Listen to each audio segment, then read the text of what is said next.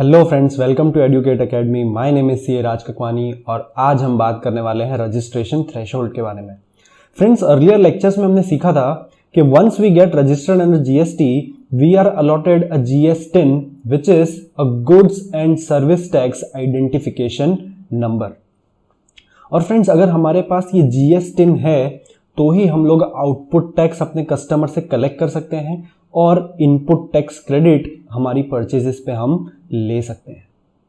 तो friends, question ये arise होता है कि अगर मैंने आपको मोबाइल फोन सेल किया तो क्या मेरे लिए रजिस्ट्रेशन कराना मैंडेटरी है अंडर जीएसटी और क्या मुझे आपसे आउटपुट टैक्स कलेक्ट करना पड़ेगा?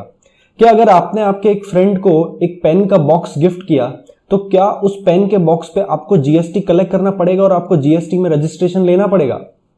तो the answer is no. Registration केवल उन लोगों के लिए मैंडेटरी है जिनका business turnover crosses the threshold limit given under CGST act.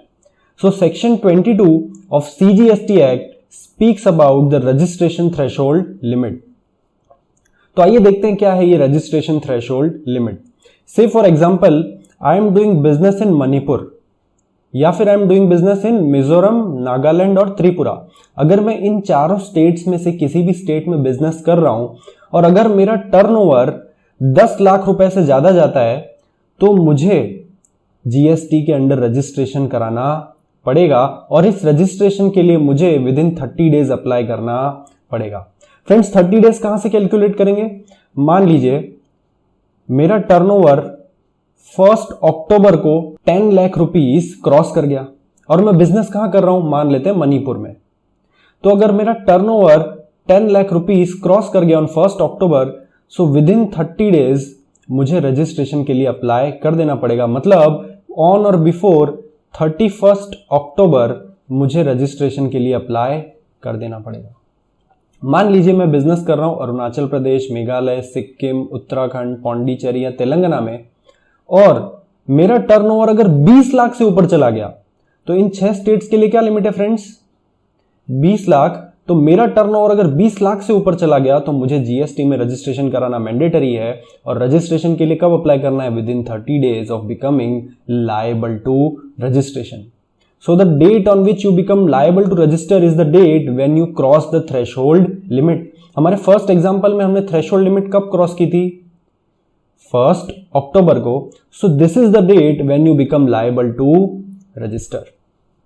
ठीक है फ्रेंड्स, मान लीजिए मैं बिजनेस कर रहा हूं जम्मू एंड कश्मीर में या फिर आसाम में या फिर हिमाचल प्रदेश में या फिर ऑल अदर स्टेट्स। ये ऑल अदर स्टेट्स क्या इंडिकेट करता है? All other states except this 4, this 6। तो इन 6 और 4 10 के अलावा किसी भी स्टेट में अगर मैं बिजनेस कर रहा हूं और अगर मैं सप्लायर ऑफ सर्विस हूं और अगर मेरा टर्नओवर 20 लाख से ऊपर ज्यादा है तो मुझे रजिस्ट्रेशन कराना मैंडेटरी है। मान लीजिए मैं गुड्स एंड सर्विस दोनों सप्लाई कर रहा हूं और मेरा टर्नओवर 20 लाख से ऊपर जाता है तो मुझे रजिस्ट्रेशन कराना मैंडेटरी है। लेकिन मान लीजिए I am exclusively a supplier of goods, मैं केवल क्या सप्लाई करता हूं फ्रेंड्स? गुड्स। तो इस केस में मेरे लिए जो रजिस्ट्रेशन लिमिट है वो है 40 लाख। फ्रेंड्स, ये जो फर्स्ट 4 स्टेट्स है इन चारों के केस में हमको गुड्स और सर्विस नहीं देखना है। ठीक है, ये जो 6 स्टेट्स है इनके केस में भी हमको गुड्स एंड सर्विस नहीं देखना है। गुड्स एंड सर्विस को केवल हमें देखना है इस लास्ट केस में। इस लास्ट केस में जितने भी स्टेट्स दिए गए हैं उसमें if you are a supplier of goods means you are exclusively supplying goods, आप गुड्स के अलावा कुछ और सप्लाई नहीं करते, मतलब आप सर्विस सप्लाई नहीं करते, तो आपके लिए रजिस्ट्रेशन लिमिट है 40 लाख। अगर आप गुड्स एंड सर्विस दोनों सप्लाई करते हैं तो आपके लिए लिमिट है 20 lakh. If you are supplying only services तो भी आपके लिए लिमिट क्या है फ्रेंड्स? 20 लाख। ठीक है फ्रेंड्स, क्लियर है। लेकिन फ्रेंड्स, ये जो लिमिट है 40 लाख की, this is not applicable to the persons who are engaged in making supplies of ice cream and other ice edible products और in supplies of pan masala and tobacco and its substitutes.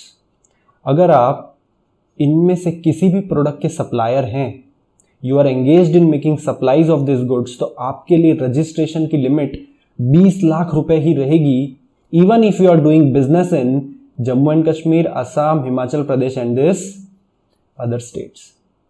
आप इनमें से अगर किसी भी गुड्स के सप्लायर नहीं है, ठीक है, इनमें से आप किसी भी गुड्स को सप्लाई नहीं कर रहे हैं, आप अदर गुड्स सप्लाई कर रहे हैं, इनके अलावा जो गुड्स हैं आप वो सप्लाई कर रहे हैं, तो उस केस में आपके लिए रजिस्ट्रेशन लिमिट है 40 lakhs if you are exclusively supplying goods.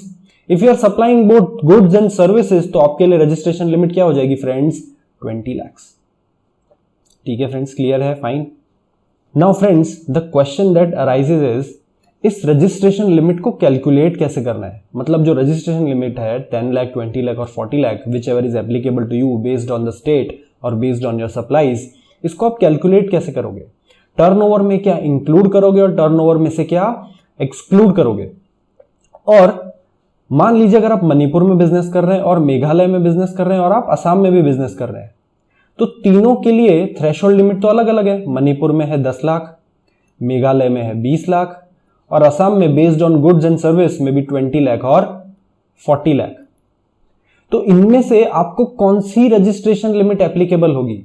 मतलब अगर आप तीनों स्टेट में बिजनेस कर रहे हैं, तीनों स्टेट में आपका प्लेस ऑफ बिजनेस है, तो आपके लिए रजिस्ट्रेशन लिमिट कौन सी एप्लीकेबल होगी और इस रजिस्ट्रेशन लिमिट को कैलकुलेट कैसे करेंगे।